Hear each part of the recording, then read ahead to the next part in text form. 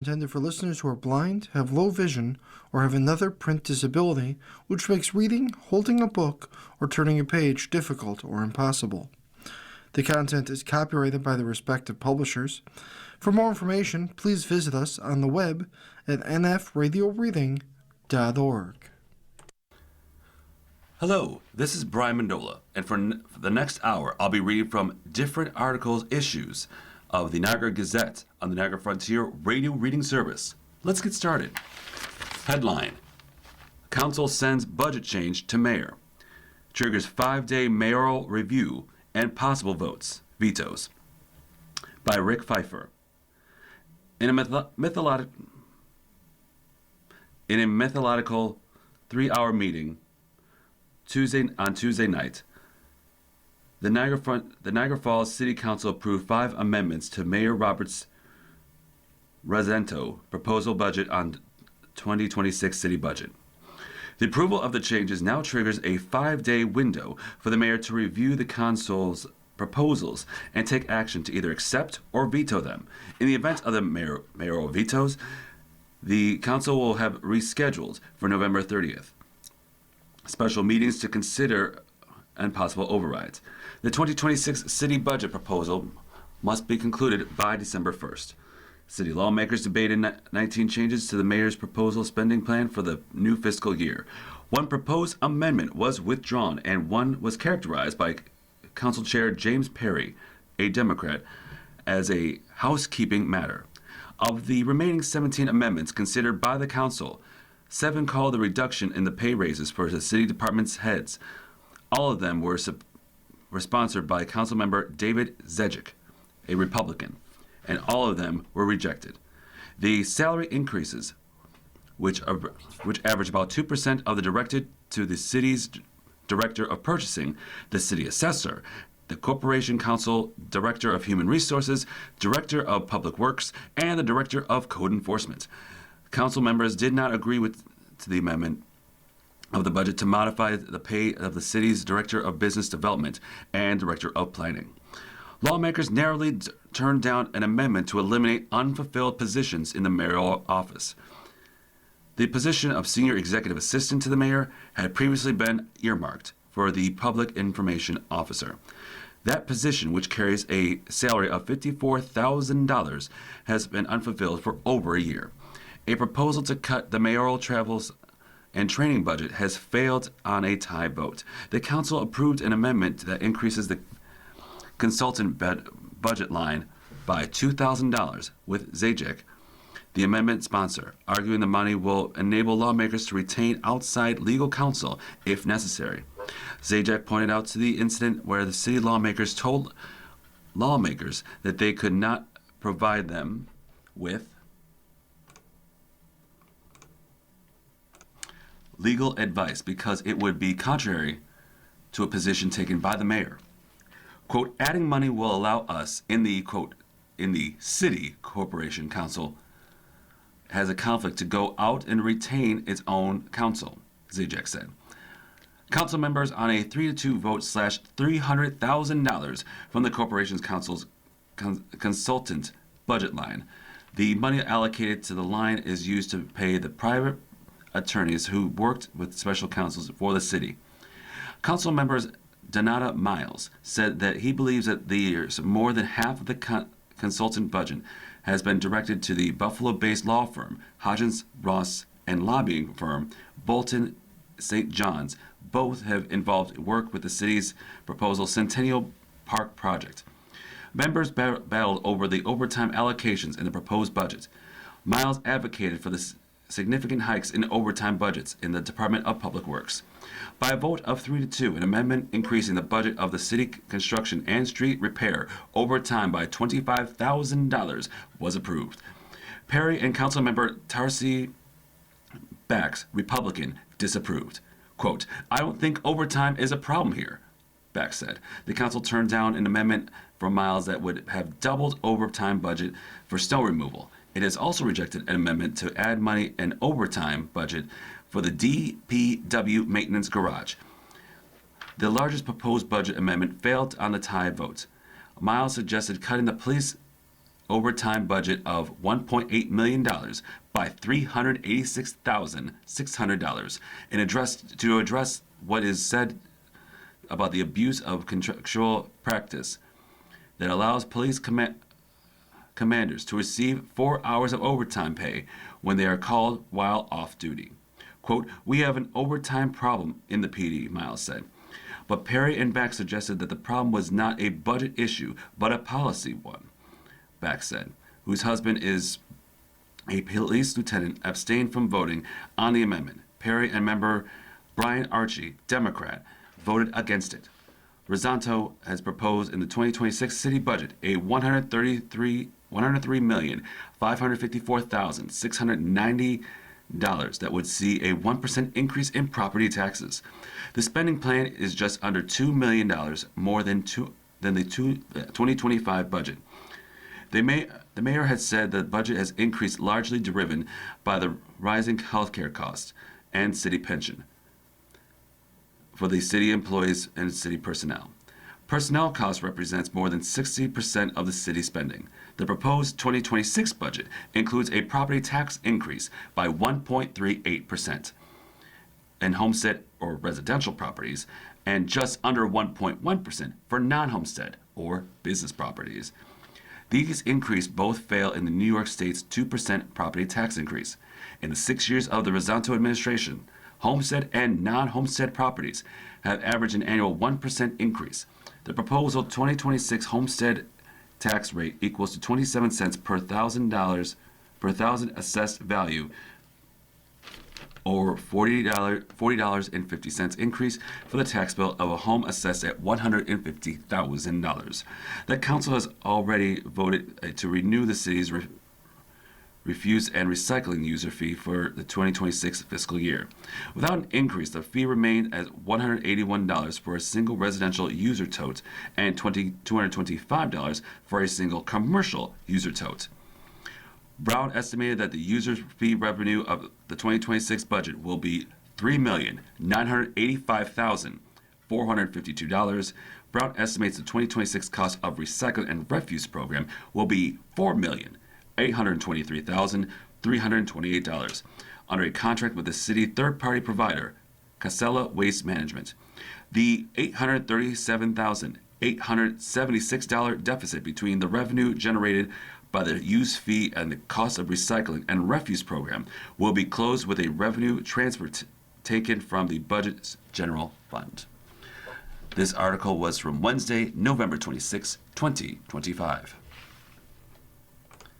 As we move on to another article from Wednesday, November 26, 2025. Tips on navigating holiday travel at border offered. Increased traffic expected this weekend.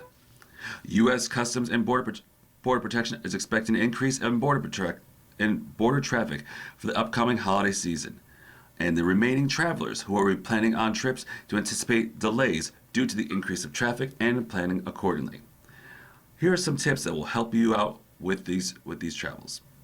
Utilize the appropriate travel documents: passports, U.S. visas, if applicable, lawful permanent residency cards, U.S. passport cards, enhanced driver's license are a few of the approved documents obtained. And for more information, here at Western Hemisphere Travel Initiative, the Visa Waiver Program, or the VWP, travelers looking to enter the United States and land ports of entry are required to obtain approval electronic system of travel, or ESTA, prior to the seeking admission. If you arrive without a valid traveler's authorization, you will not be admitted, and you will need to return to Canada to complete the application and await for processing of your application. More information here at the Electronic System of Travel Authorization. Check border wait times. Plan ahead. Give yourself extra time. Check traffic conditions at the border within your region and select the crossing that is least congested. Travelers can download the CBP Border Wait Times app on their mobile device to check the crossings or travelers to track traffic conditions. Travelers can also obtain traffic conditions at www.cbp.com/travel/adversaries wait-times. If possible, travel during non-peak times. It generally tend to be between the hours of 10 a.m. and 6 p.m. If you are able, leaving the night before is one way to avoid the peak traffic delays. Prepare for the inspection process before arriving in the inspection booth. Have your documentations in hand, roll down the vehicle window, and remove all hats, sunglasses before entering the inspection area. Travelers are encouraged to visit the Know Before You Go section of the CBP website to avoid fines, penalties, associations with the important restrictions and prohibited items. Become educated prior to traveling. This includes agricultural products and so much more. Please visit the website of www.cbp.gov/travel. And remember, marijuana remains illegal in the U.S. federally. Do not cross the border with any marijuana or marijuana products. Next headline. Toy inventor Bert Meyer, who dreamed of Light Bright, dies at age 99. From the Wednesday, November 26, 2025 issue. Bert Meyer, who invented toys like Rock'em Sock'em Robots, Light Bright, and Mousetrap in the 1960s, delighted a generation of children, has died at the age of 99. Meyer's creation arrived in the post-war boom when the plastic modeling and mass production transformed how Americans' kids played. That shift opened the door for dynamic toys, and Meyer seized that moment with designs that would stay on the shelves for decades. Meyer died on October 30th, said Rebecca Mathis, executive director of the King Brewitt House, a retirement community at Burr Ridge, Illinois, where he lived. Meyer succeeded by straddling two often conflicting worlds, carrying a boundless childlike imagination alongside a pragmatic understanding of machines. The idea of Light Bright came to 1996 when Myers was walking the Manhattan in Marble Glass, who owned one of the largest toy design companies at the time, and two men passed the window display featuring hundreds of colored lights. Engineers at the company doubted the eclectic lights and could be safely adapted for children, according to Tim Walsh, who interviewed Myers on the 2005 book Timeless Toys. Myers, an employee of Marvin Glass and Associates, insisted it could. There's billions of ideas out there, Walsh wrote, but executing them into a final creative solution is often the hard part. Meyer came up with the small backlit back box with black paper sheets that allowed kids to create illuminated patterns. Light Bright was a hit, earning spots on Time magazine's list on the 100 greatest toys of all time in the Strong National Museum of Play Hall of Fame. New versions are still being sold. Meyer had a similar role of designing of the design team and reimagined the bulk boxy arcade game for home use. The original concept stalled in development after a featherweight boxer died from a brain injury, making any toys that invoked the tragedy unmarkable company leading that thought. Meyer revisited that idea with a simple shift. This is too good to pass up. Let's take it away from humanity. Let's make it robots. And we won't make them fall over. We'll have them, something funny happen. The result was Rock'em Sock'em Robots, a small game where players can control the fighter's fists by pressing buttons on their joysticks. A player wins by hitting the jaw of the opposing robot, theoretically popping up a spring-loaded head. The toy, renamed in recognition to a later generation, appeared in film of Toy Story 2. And the toy company Mattel announced plans for the 2021 live-action movie adaptation. Meyer launched his own firm of Meyer Glass Design in mid-1980s. The company developed numerous of best-selling sellers, including Gooey Louie, where children picked boogers out of Louie's nose, and then the Pretty Princess board game. His son, Steve Meyer, ran the business until 2006, according to the New York Times. You are listening to a reading of articles and features from the Niagara Gazette on the Niagara Frontier radio reading service. The time is 15 minutes past the hour. Headline: County failing as a beacon of public health, from the CNHI News Service from the November 26, 2025 issue. The news of the vaccine front just keeps getting worse and more embarrassing. For the country was one of the world leaders in scientifically proven, respected, and public health efforts. Now, however, we are facing the likelihood that the United States status, a national eliminated measles, will soon end. The disease began to spread in January in a Mennonite community in the western Texas that into Oklahoma and the New Mexico. If the outbreak could be quelled by January, the United States will lose the elimination status. Countries lose this status after 12 months of sustained transmission as determined by the World Health Organization, or WHO. Canada has lost its elimination status earlier this year. The United States has elimination status for the last 25 years as a leader in vaccination efforts for measles and a number of other diseases, from polio to COVID-19. The measles vaccine, long proven a safe and effective development by American John Franklin Enders in the 1960s. How quickly we cast the progress aside. I couldn't call the code yet, but I think the patients are not looking real good. Michael Ulsterson, director of Center of Infectious Disease Research and Policy of University of Minnesota, told the New York Times. As of November 13th, the City of Disease Control has confirmed that 1,723 measles cases nationwide this year, 87% of which was linked to the record 45 out of outbreaks. In comparison, there are 16 reported outbreaks in 2024.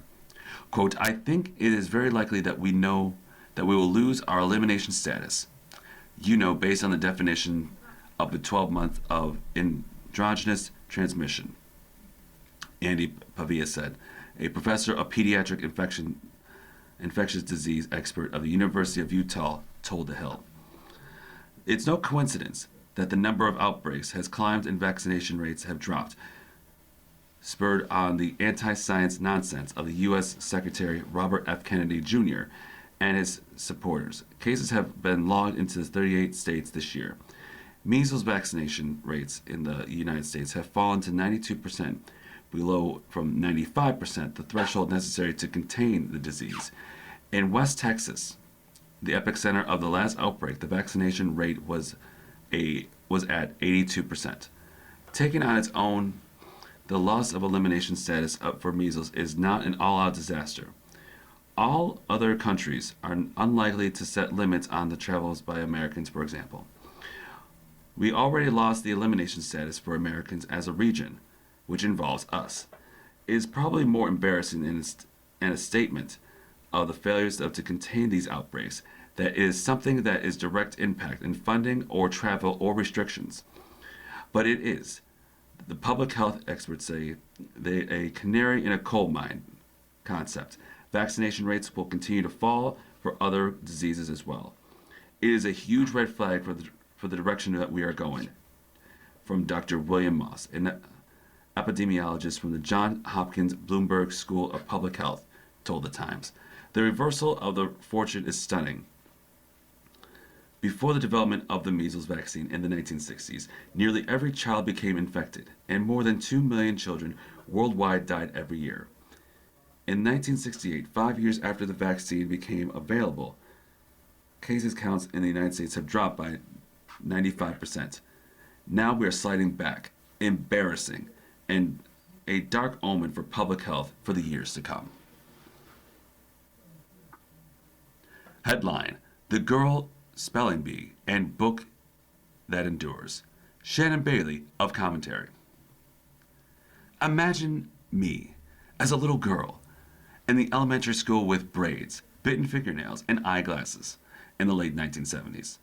In 4th or 5th grade, I sat in the Martin Luther King School stage with the other students to compete in the school spelling bee. The prize? Webster's New Collegiate Dictionary, 8th edition. After winning the school spelling bee, I moved on but was defeated at a regional level. It didn't matter. I won the dictionary, and on the inside cover of the Buffalo News book plate, personalized with my name, whenever I need help with language or homework, or a novel, or a crossword, or a Scrabble game, I relied on that book heavily, with that crimson-colored book. That dictionary was reliable, and it was a reliable companion for many, many years. My last dictionary purchase was in 2003. Merriam-Webster published its Merriam-Webster Collegiate Dictionary, 11th edition, that same year. It's on my desk and close by. I used it all the time. Here is a bit of context. 2003 brought the Iraq War and the launch of the Department of Homeland Security. While the late-night television hosts welcomed Jimmy Kimmel Live, President Bush signed H.R. 3491, the act establishing the National Museum of African American History and Culture. 2003 also marked the selection of Merriam-Webster's Word of the Year. The inaugural pick, democracy. Go figure. Because I adored dictionaries, I naturally purchased Merriam-Webster's Collegiate Dictionary's 12th edition, which is the first hardback version in more than 2 decades, and which was more available to the public on November 18th. When it arrived, I'll probably hug the box. Why does this updated edition mean so much to me? It highlights how language is always shifting and developing. Even in the Merriam-Webster's website had 5,000 new words. Nothing beats holding on to a new dictionary and looking for words like jaunty, or very poor quality, and domicile, and doomscroll. Think about the word doomscroll. I used it in this past column. The habit of compulsively scrolling through bad news outline that makes you feel bad as a name. We did it before, and we named it. Now, in terms, is official in the dictionary. The dictionary reflects our language back to us. These fresh additions prove dictionaries follow language rather than the reverse. In an era where basic facts are negotiable and alternative facts, still not in the dictionary, circulate with the loose change, the latest edition arrives yet in mind that reminds us of what words actually mean. When AI or political leaders spin out the words that sound plausible yet don't really exist, this is precisely the moment we need the heft of the dictionary in hand.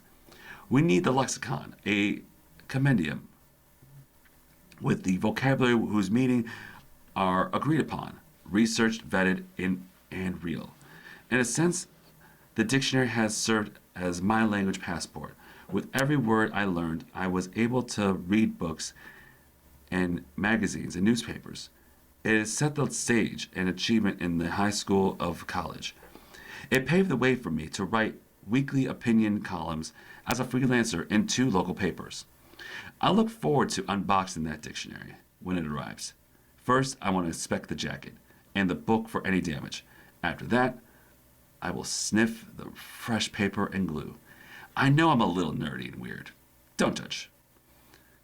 Then I will open that page at a random page, seeing where the chance where it takes me. Perhaps my finger will land on one of the 5,000 new words, or maybe it will settle on a word I've known for 40 years and still means the exact same of what it has.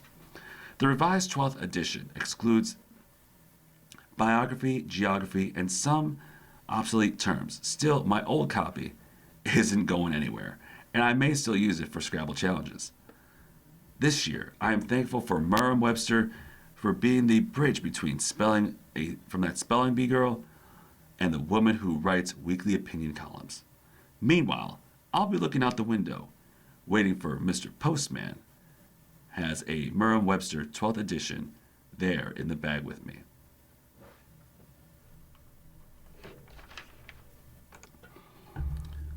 Next article from Jim Schultz, thankful for the community.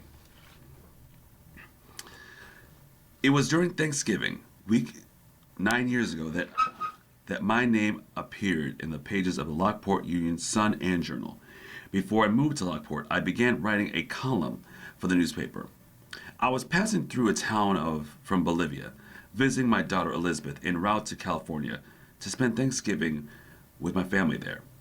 At Scripps Coffee, a young reporter came in to interview people for the question of the day. What are you looking forward to most this Thanksgiving? My intelligent daughter gave a short response. Pumpkin pie, especially.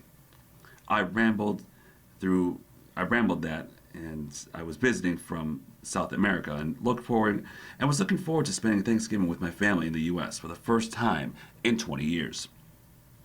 The next day, my daughter's answer about food was short and sweet. My long-winded response had been edited down. I'm looking forward to having Thanksgiving with my family for the first time in 20 years. My daughter laughed at me and said, "It makes you sound like a total loser whose family wouldn't have Thanksgiving with them for 20 years." As we arrived in Thanksgiving week, I would like to put together some people's names in the paper as a thank you to those people who make Lockport such a wonderful place to live. I begin this newspaper with hundreds of communities across America who have lost their daily newspaper in recent years, leaving people blind about local events, on issues and tax hikes and to contaminated land and rumors on Facebook that are not suitable for seriously reported news. Thank you, Joyce Miles, our tireless editor, and Heidi Turlich Light, our intrepid reporter. Thank you, you two, for the local unsung heroes, retiring the Common Council members of Anita Mullane and Maggie Lupo, both who work their hearts out for our community. From getting our street lights fixed to trying to keep our city budget in check, they definitely don't do it for the money. If you add up all the hours they worked in a small council salary, they could earn more, like working at Mighty Taco. Thank you this Thanksgiving to this wonderful small business people who pour their energy and their money into places that help make Lockport wonderful. We all, with the including of Holly Edwards and Lock City Books, Franklin Research, and B.D. Bagels, the great team of Steamworks Coffee and Lock 34, the young staff at RJ's, who scooped out ice cream for this over the summer, and to many others. Thank you. And also to Tom's Diner. What would Lockport be without that 3-egg scramble served on a red vinyl booth? And at the very special thanks to Jessica Naska, who gave us the wonderful Terrier General Store which just closed. We miss you. A community who needs people and organizations who glued us together.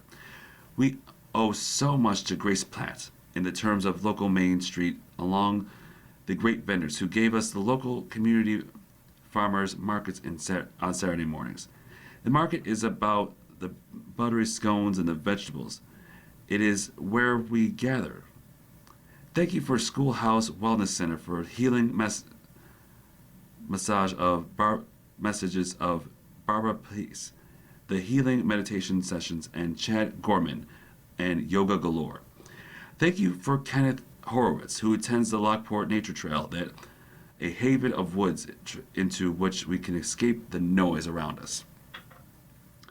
Thank you to the dedicated teachers who guide our children, especially Miss Luer, for letting me read my granddaughter's kindergarten class, even a book about poop.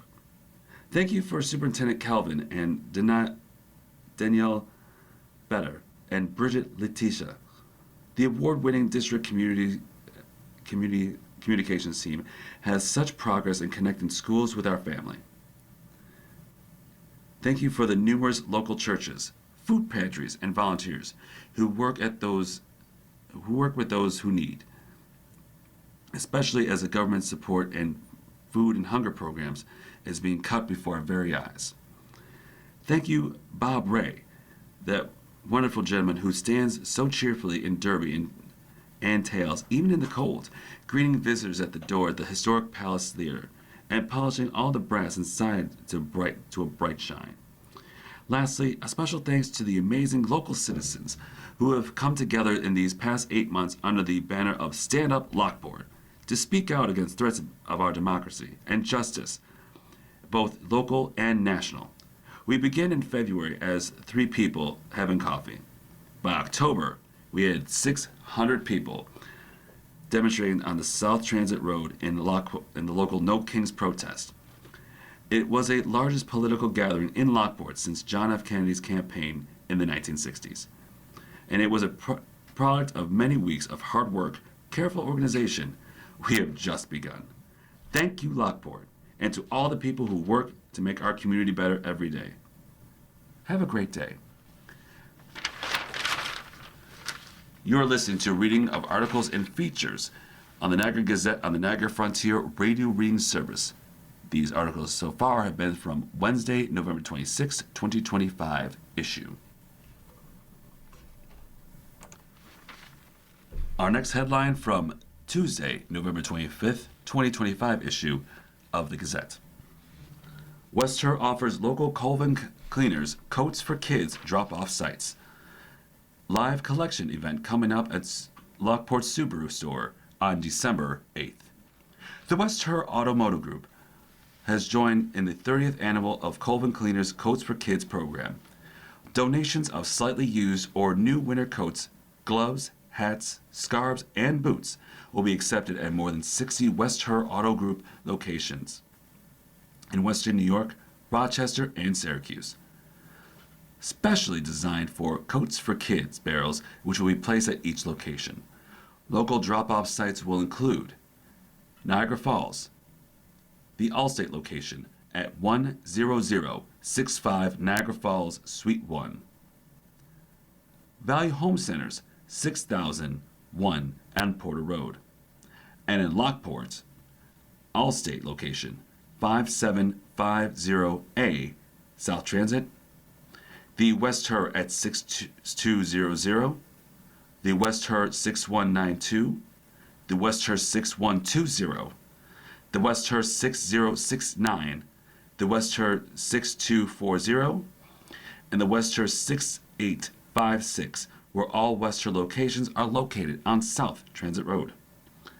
Quote, our team has been overwhelmed by the number of requests for coats made on our website in the past for www.coatsforkidswny.com.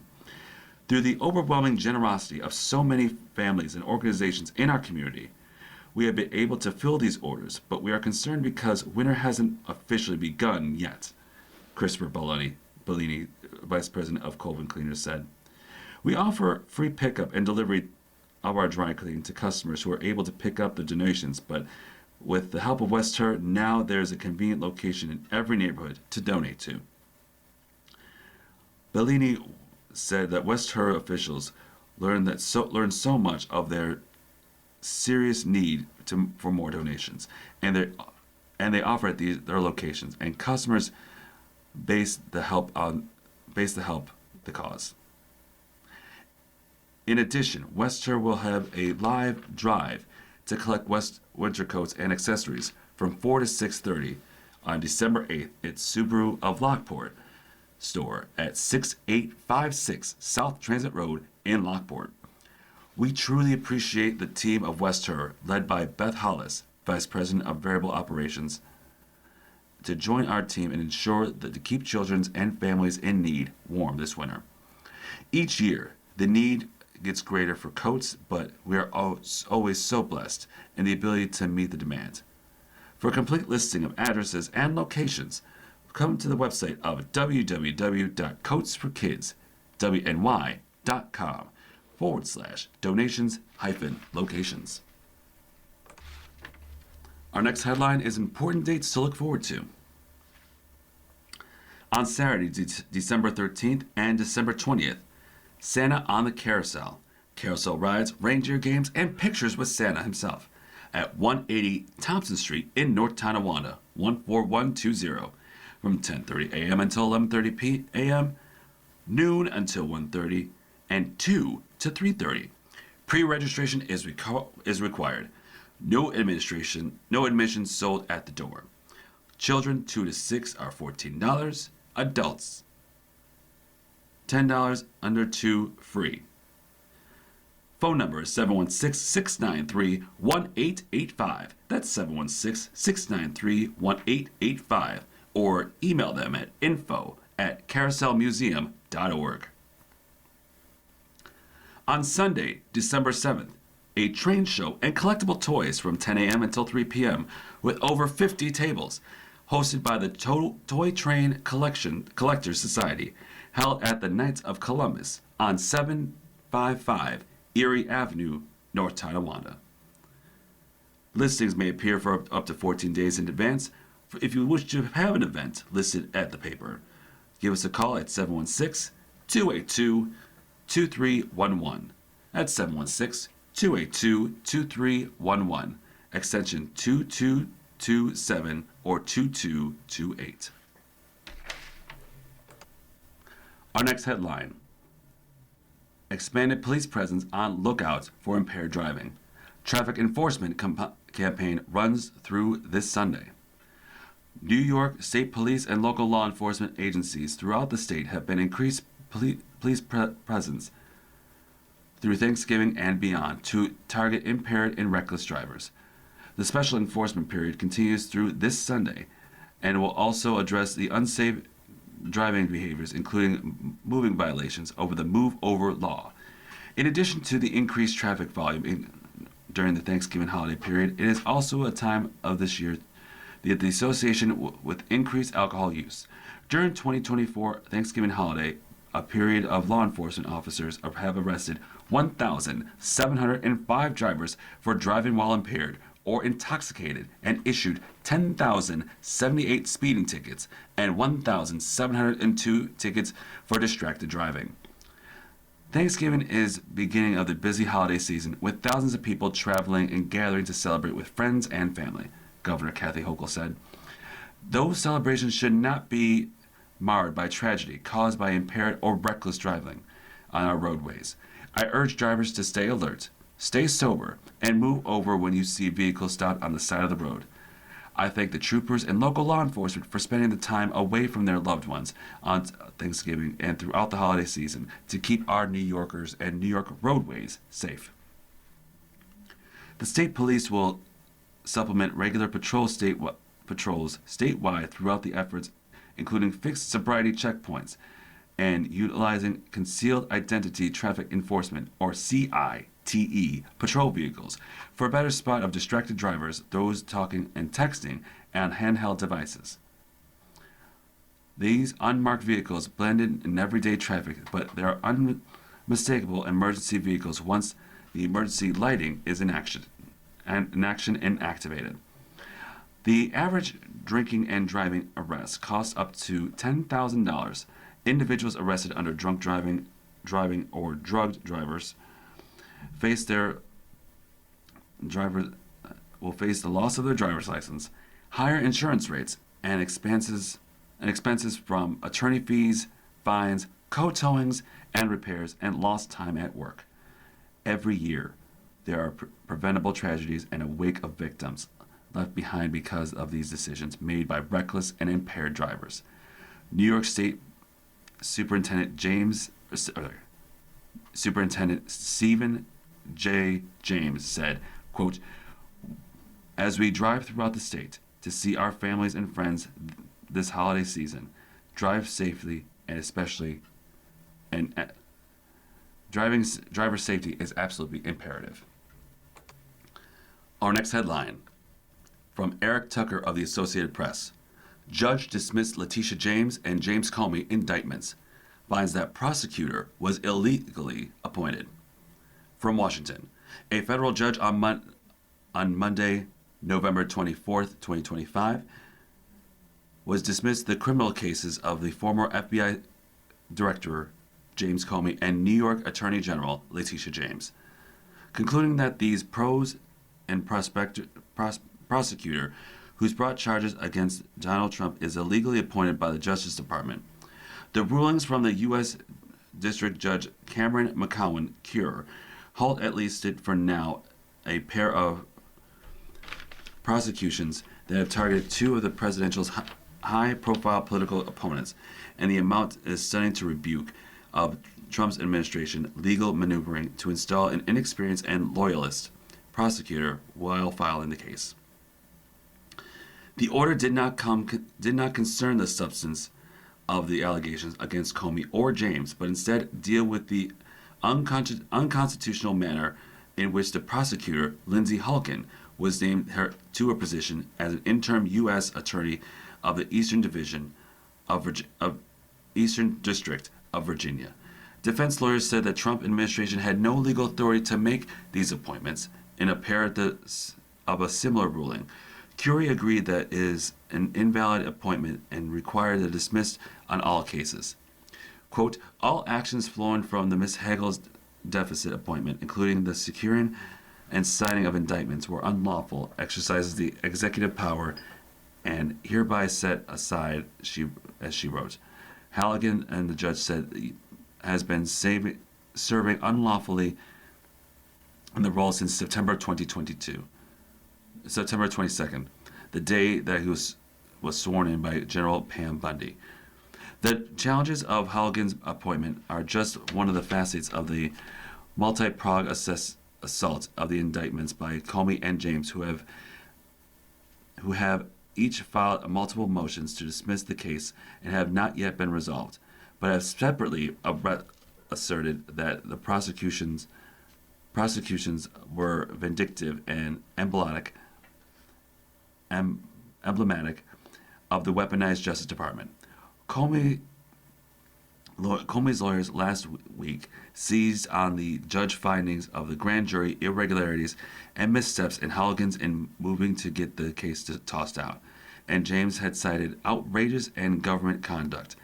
At issue in Curie's ruling is the mechanism by the Trump administration employed to appoint Halligan, a former White House aide with no prior prosecution experience, to lead one of the Justice Department's most elite and important of offices.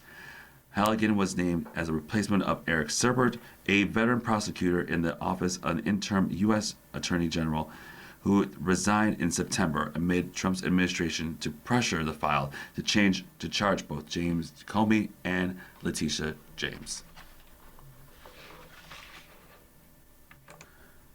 Our next headline: New Year's Rockin' Eve co-host announced.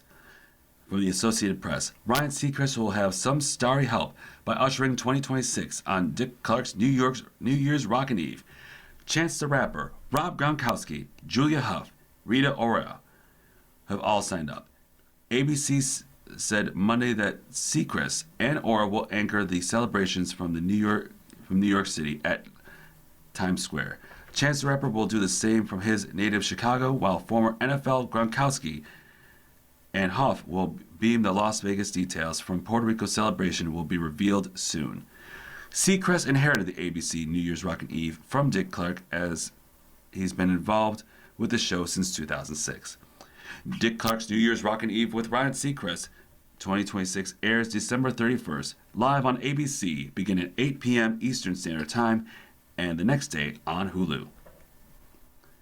Looking for something to do? Our Lady of Fatima Shrine has its 35th annual Festival of Lights. Come enjoy the Festival of Lights now through January 4th, 2026. The Fatima Shrine Famous Fish Fry is always on Fridays from 11 a.m. until 7 p.m. with a price of $14.50. Also have a Christmas concert from Buffalo Wind Symphony on December 10th from 7:30 p.m. until 9:30 p.m. And don't forget to check out the bake sale from December 5th from noon to 8, December 6th, 9 a.m. to 8 p.m., and December 7th from 9 a.m. until 6 p.m.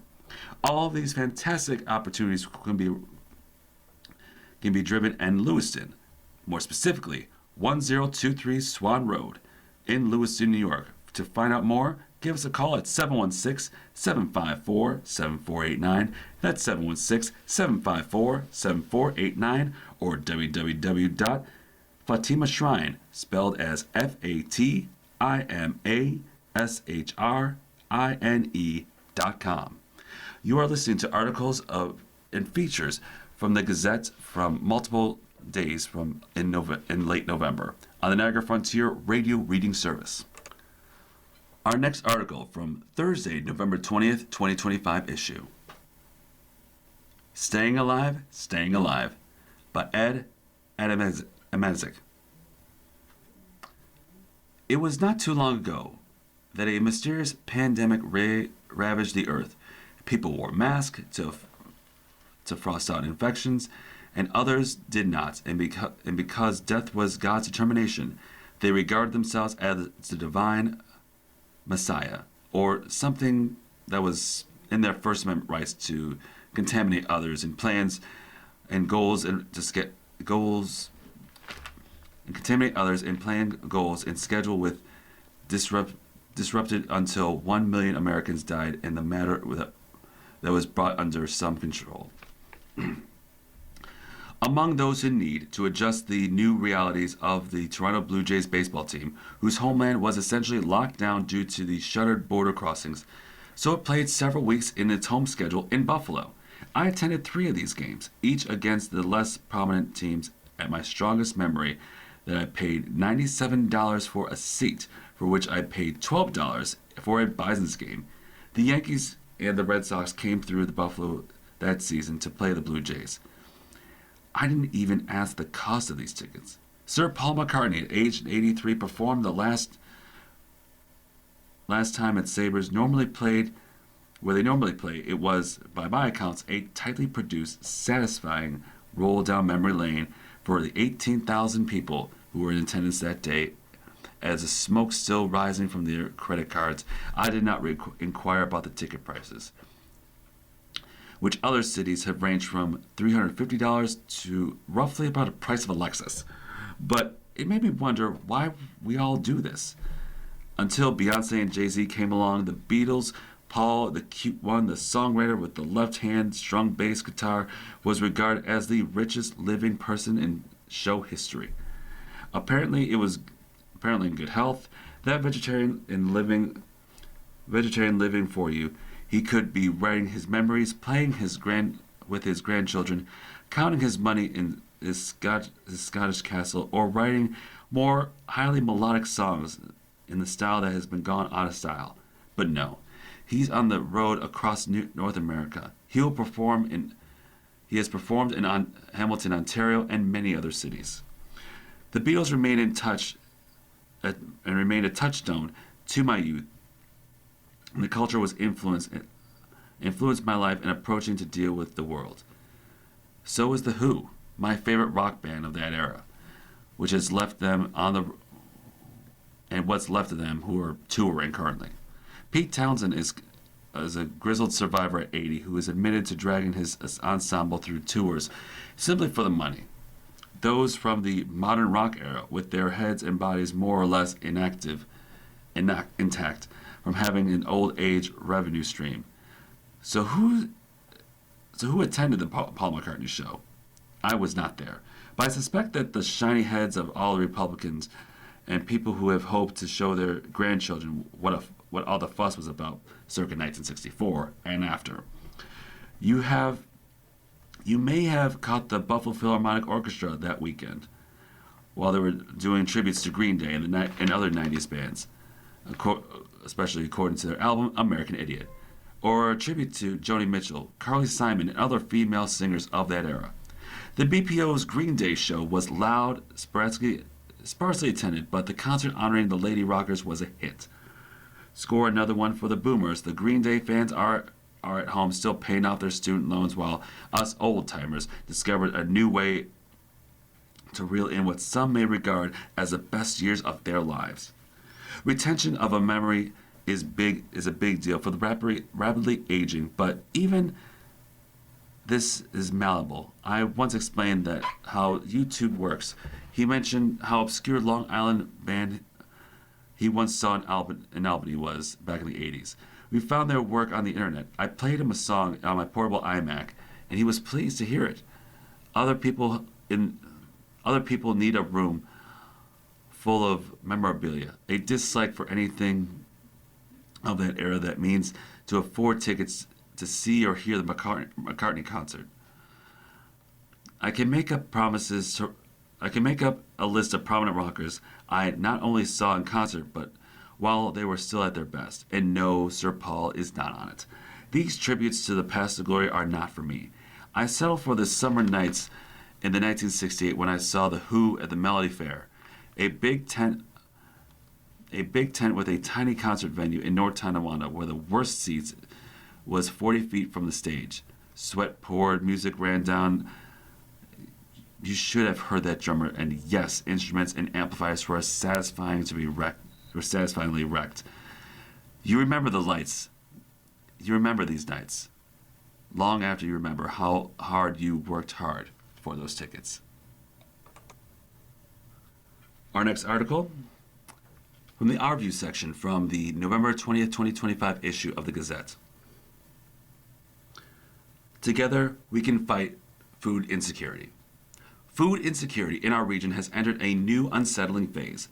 Hunger is increasingly affecting working families to our community. These are families who pay rent and send their kids to school and shop in local businesses.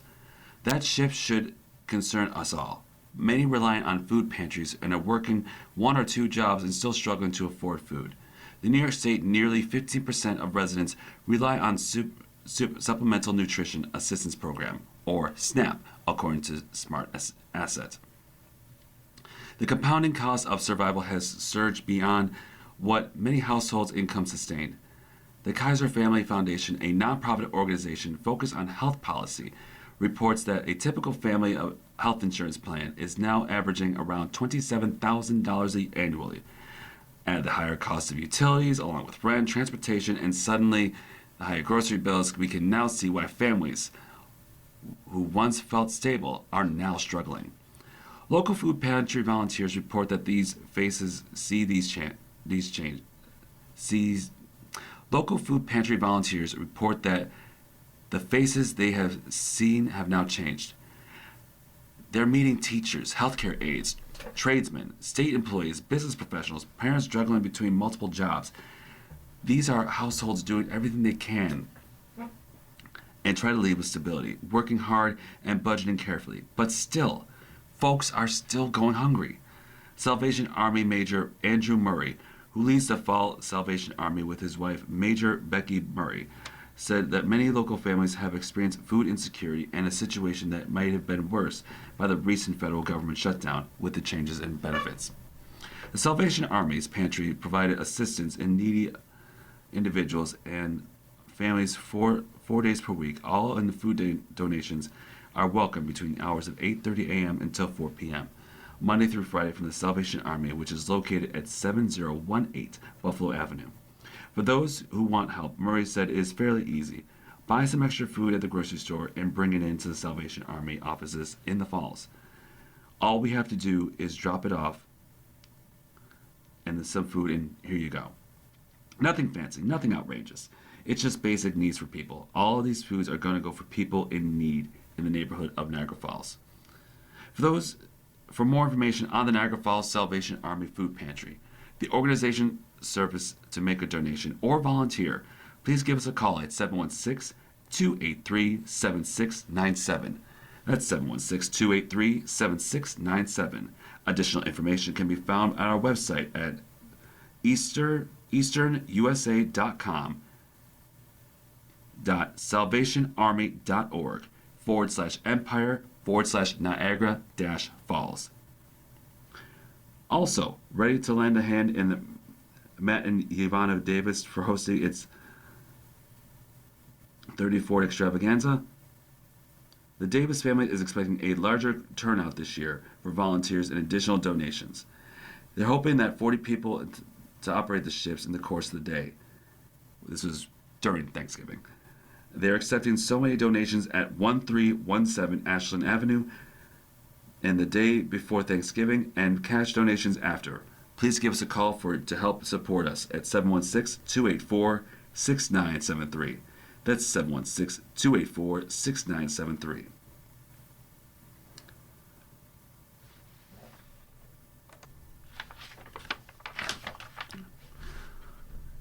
You have been listening to a reading of articles and features throughout the last week of November on the Niagara Gazette. We read this Gazette every Saturday at 11 a.m.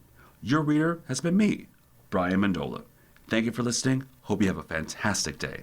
The Niagara Frontier Radio Reading Service, located at 1199 Harlem Road in Buffalo, zip code 14227. Give us a call at any point in time, 716-821-5555.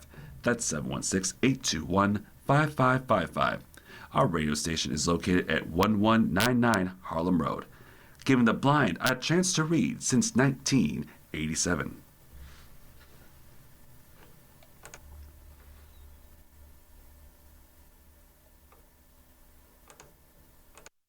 Coming up next in the Niagara Frontier Radio Reading Service, we have a reading of the Dunkirk Observer. Following that at 1 o'clock, we have a reading of some of our Northtown Bee papers, including Amherst, Clarence, Cheektowaga, Lancaster, and Depew. And then at 2 o'clock, we have the Southtown Bees, which includes Orchard Park, the Hamburg Sun, the East Aurora, and West Seneca papers. Stay with us for these readings and more. You're listening to the Niagara Frontier Radio Reading Service. Radio Reading broadcasts daily readings 24 hours a day of newspapers, magazines, and books to people who are blind or have a print disability and are provided reading radios. Radio Reading's broadcast signal is provided at no charge by WNED.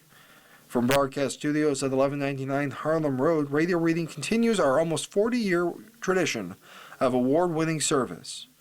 For more information on the Niagara Frontier Radio Reading Service, call 716-821-5555.